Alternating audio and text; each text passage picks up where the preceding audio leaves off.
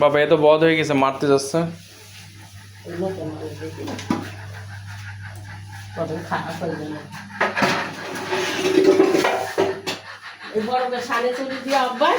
ছোটটা দিয়েছে, দুদিন ছাড়াও খাচ্ছেন। ছোটকে দিয়েছ কেন? মেশিন নিয়েছো? গরুটাই দেখো সেই পানি খাওয়াবি।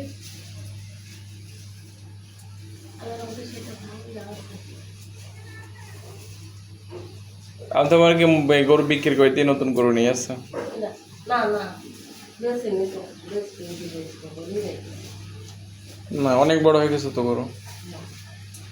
পানি খাইনি, পানি খালে গরু একদম মনে হয় হেঁটে হয়ে যেত। 2-3 বালতি এখন পানি খাবে বসে দিয়ে।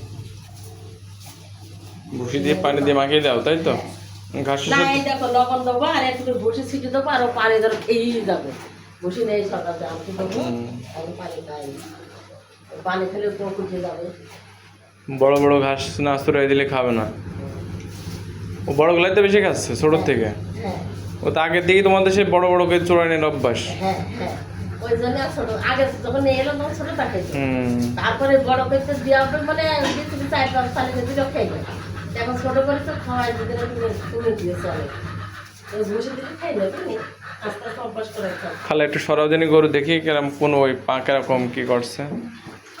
লাঠি না হাতে? না, লাঠি নিতে হবে না, এই আগে আসবে হাঁটবে, তুমি দেখো। হ্যাঁ, ওই পাটা বেশি, এই পাটা বেশি হলো তেল দিয়ে, এই পাটা কমেছে, আমার ওই পাটা বেশি।